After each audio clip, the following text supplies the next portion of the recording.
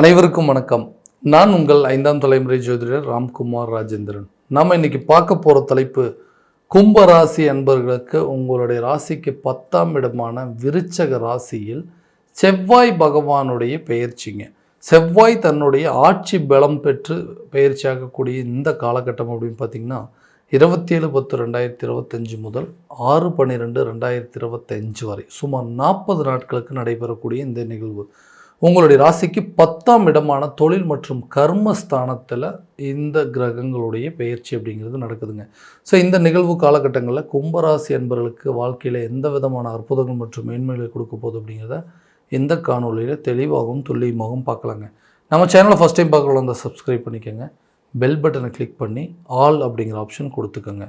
கும்பராசி அன்பர்கள் சனி பகவானை அதிபதியாக கொண்டவர்கள், தைரியக்காரர்கள், தன்னம்பிக்கை மிக்கவர்கள், துணிச்சல்சாலிகள் அப்படின்னே சொல்லலாங்க.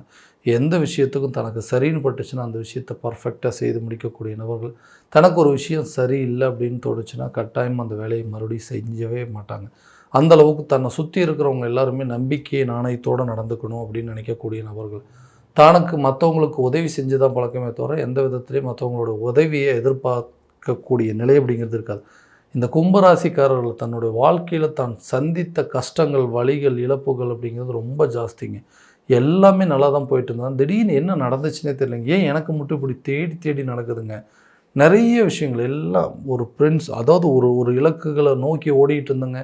என்னோடய வாழ்க்கை இப்படி தான் போகுது அப்படின்னு சொல்லி கரெக்டான விதத்தில் நல்ல மகிழ்ச்சியோடு ஓடிட்டு இருந்தேன். திடீர்னு ஒரே நாளில் எல்லாமே புரட்டி போட்ட மாதிரி என்னோடய சூழ்நிலை மொத்தமாக மாறிடுச்சு. அந்த நிகழ்வுகள் மட்டும் நடக்காமல் இருந்திருந்ததுன்னா இன்றைக்கி என்னோடய வாழ்க்கையில் நான் நினச்சபடி நல்லபடியாக வாழ்ந்துட்டுருப்பேன். ஏன்னா சரியான விதத்தில் எனக்கு வேலை செய்யறதுக்கு அப்படிங்கிறது பிடிக்கலைங்க. வேலையும் கரெக்டான டைமில் எனக்கு அமையலை. ஏன்னா பிடிக்காத ஒரு வேலையை பிடிச்ச மாதிரி செஞ்சிட்ருக்கேன். என்ன பண்ணுறதுங்க, குடும்ப சூழ்நிலை, வேறு வழி இல்லை, இந்த வேலையை செஞ்சு தான் ஆகணும். அப்படி அப்போ பிடிக்காத வேலையவே வேறு வழி இல்லாமல் செய்கிற மாதிரி சூழ்நிலைகள் அப்படிங்கிறது ஏற்பட்டுச்சுங்க. ஸோ அந்த மாதிரி ஒரு நிலை அப்படிங்கிறது மாறுமா அப்படின்னு கேட்டிங்கன்னா கட்டாயமாக மாறும். வேலை செய்யவே பிடிக்கல அப்படின்னு யோசிக்கிறவங்க கூட கண்டிப்பாக அந்த வேலையை பிடிச்சி செய்யக்கூடிய ஒரு சூழல், தனக்கு பிடித்த மாதிரி ஒரு துறையில் உங்களுக்கு வேலை கிடைப்பதற்கான வாய்ப்புகள், வேலை சரியாக அமையலைன்னு சொல்கிறவங்களுக்கு கூட இந்த காலகட்டங்களில் கண்டிப்பாக உங்களுக்கு புதிய வேலை உங்களை தேடி வரக்கூடிய ஒரு காலகட்டமாக இருக்க போது. வெளியூர் மற்றும் வெளிநாடு சார்ந்த யோகங்கள் அப்படிங்கிறது இருக்கும். வேலை ரீதியாக நீங்கள் கொஞ்சம் ட்ராவல் பண்ண வேண்டிய சூழல் அப்படிங்கிறது இருக்குங்க. கண்டிப்பாக நீங்கள் புதுசாக ஒரு வேலை கிடைக்கணும் அப்படின்னு எதிர்பார்த்துட்டு இருந்தீங்க, அதுக்கு தேவையான இன்டர்வியூஸ் அட்டன் பண்ணிங்கன்னா கூடிய சீக்கிரத்தில் உங்களுக்கு கிடைக்குங்க.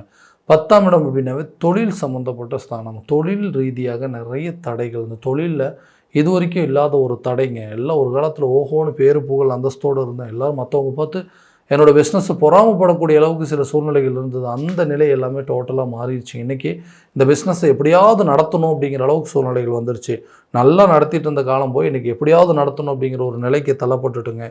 இந்த நிலைகள் அப்படிங்கிறது ஏன்னா இதனால் நிறைய மன உளைச்சல்கள், நிறைய வலிகள், வேதனைகள், கஷ்டங்கள், நஷ்டங்கள், இழப்புகள் அப்படிங்கிறது சந்திச்சிட்டேன். எப்படியாவது இந்த பிஸ்னஸை கரெக்டாக நடத்தணுங்க. ஏன்னா நம்மளாக ஆரம்பித்தது, இதை கரெக்டான விதத்தில் நம்ம தொடர்ந்து நடத்தலை அப்படின்னா மற்றவங்க மத்தியில் நமக்குன்னு இருக்கிற ஒரு நல்ல அபிப்பிராயம் அப்படிங்கிறது போயிருமேங்கிறதுக்காக கௌரவத்திற்கு கட்டுப்பட்டு இத்தனை நடத்திட்டு இருந்தோம். அந்த நிலைகள் அப்படிங்கிறது மாறி உங்கள் பிஸ்னஸை ப்ராஃபிட்டுக்காக நடத்தக்கூடிய காலகட்டமாக இருக்கும். புதிய தொழிலை தொடங்குவீங்க. ஆல்ரெடி எக்ஸிஸ்டிங் பிஸ்னஸ் பண்ணிகிட்டு இருக்கிறவங்க கூட புதுசாக அடிஷ்னலாக சில இம்ப்ரூவ்மெண்ட் ஐடியாஸ் எல்லாம் கிடைக்குங்க. உங்கள் பிஸ்னஸை அடுத்த லெவலுக்கு கொண்டு போகிறதுக்கான சூழல் அப்படிங்கிறது கட்டாயமாக இருக்கக்கூடிய ஒரு காலகட்டமாக இருக்க போதுங்க.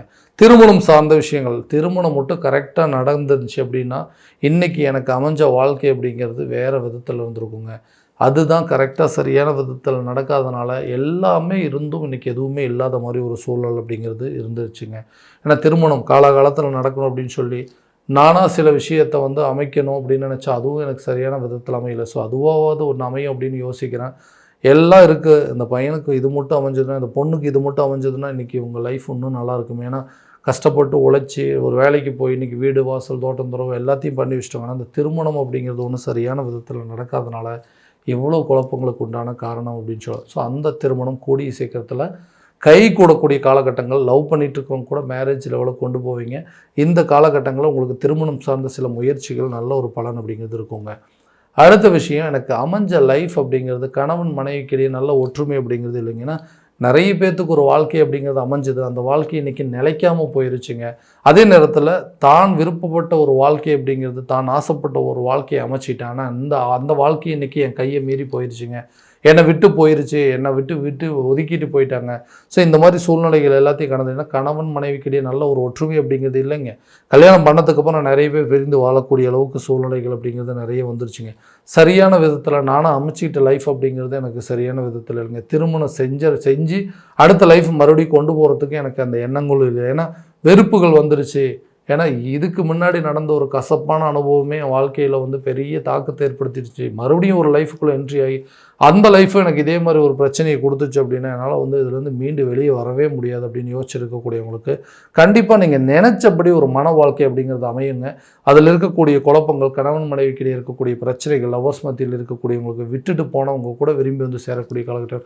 ஸோ இந்த மாதிரி பிரச்சனைகள் எல்லாமே தீரக்கூடிய ஒரு தருணமாக இருக்க போதுங்க. கட்டாயமாக ஹஸ்பண்ட் ஒய்ஃபுக்குள்ள நல்ல ஒரு அண்டர்ஸ்டாண்டிங் அப்படிங்கிறது இருக்குங்க. லவர்ஸ்குள்ள நல்ல ஒரு மியூச்சுவல் அண்டர்ஸ்டாண்டிங் இருக்கும். தன் ஒரு லைஃப்பை தேடி போகக்கூடிய ஒரு வாழ்க்கையை கூட நீங்கள் நினச்ச மாதிரி அமையறதுக்கான சூழல் அப்படிங்கிறது கட்டாயம் இருக்க போதுங்க. பிரிந்த நபர்கள் ஒன்று சேரக்கூடிய ஒரு காலகட்டமாக இருக்க போதுங்க. இந்த 10ஆம் இடம் அப்படின்னு சொன்னாவே அரசு சம்மந்தப்பட்ட பதவிகளை கொடுக்கக்கூடியதுங்க. ரொம்ப வருஷமாக வந்து கவர்மெண்ட் ஜாப்புக்காக ட்ரை பண்ணிட்டு இருக்கிறவங்க கூட இந்த காலகட்டங்களில் அரசு சம்மந்தப்பட்ட துறையில் வேலை கிடைப்பதற்கான வாய்ப்புகள், கல்வி முடித்தவங்களுக்கு இமீடியட்டாக வந்துட்டு கவர்மெண்ட் ஜாப் சம்மந்தப்பட்ட சில முயற்சிகள் கூட நல்ல பலன் கொடுக்குங்க. அதே கவர்மெண்ட் எக்ஸாமுக்கு படிச்சுட்டு இருக்கிறவங்களுக்கு இது வரக்கூடிய காலகட்டங்களில் நல்ல ஒரு இம்ப்ரூவ்மெண்ட் அப்படிங்கிறது கொடுக்குங்க. அடுத்ததாக குழந்தை இல்லாத தம்பதியினருக்கு குழந்தை பாக்கியம் அப்படிங்கிறது கட்டாயம் ஏற்படுங்க. இந்த குழந்தை அப்படிங்கிற ஒரு விஷயத்தினால தான் இன்றைக்கி மற்றவங்க மத்தியில் மாமியார் மாமனார் மூலமோ ஒரு நாத்தனார் மூலமாகவோ நிறைய அவப்பெயர்களையும் நிறைய அவமானங்களையும் சந்திச்சுட்ருக்கான்.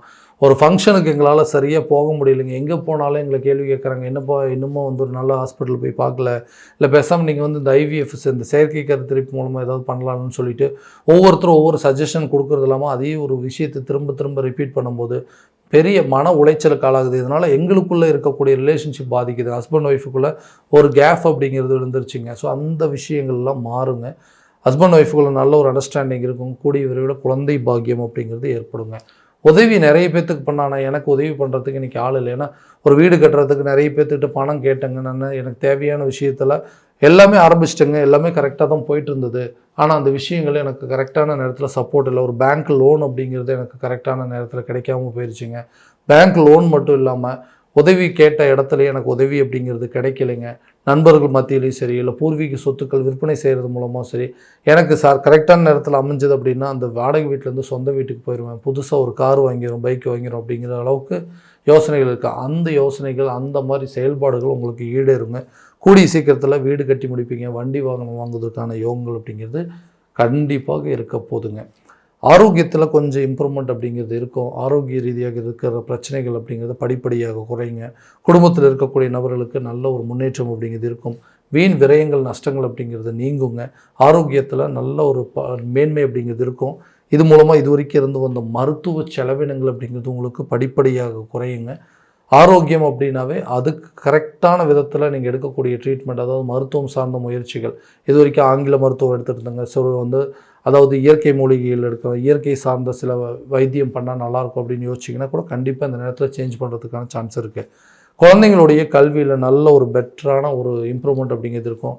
அவங்க படித்த துறையிலேயே அவங்களுக்கு வேலை கிடைப்பதற்கான வாய்ப்பு, அரசு சம்மந்தப்பட்ட விஷயங்களில் வந்துட்டு ஒரு கவர்மெண்ட் ஜாப்புக்கு படிச்சுட்டு இருக்கிறவங்க கூட இந்த நேரத்தில் கல்வி ஒரு நல்ல மேன்மை இருக்குங்க.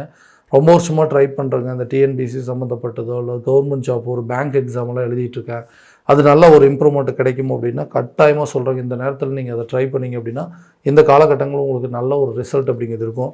கடனை அடைப்பதற்காக எடுக்கக்கூடிய முயற்சிகள் கண்டிப்பாக நல்ல பலன் அப்படிங்கிறது கொடுக்குங்க.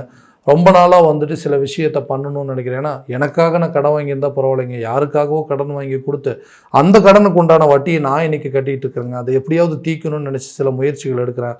ஒரு லோன் அப்ளை பண்ணுறதா இருக்கட்டும், ஒரு ப்ராப்பர்ட்டி விற்கிறதா இருக்கட்டும், இல்லை ஒரு சொத்துக்கள் பழைய சொத்துக்களில் இருக்கக்கூடிய வில்லங்கள் தீர்ந்ததுன்னா இந்த பிரச்சனைகள்லாம் தீரும். கடன் இல்லாத ஒரு வாழ்க்கையை வாழ்கிறதுக்கான முயற்சிகள் எடுக்கிறேன். அந்த முயற்சிகள் இந்த நேரத்தில் வெற்றி கொடுக்குமான்னு கேட்டிங்கன்னா கட்டாயமாக சொல்கிறாங்க, நல்ல ஒரு பங்களிப்பு அப்படிங்கிறது கொடுக்கும்.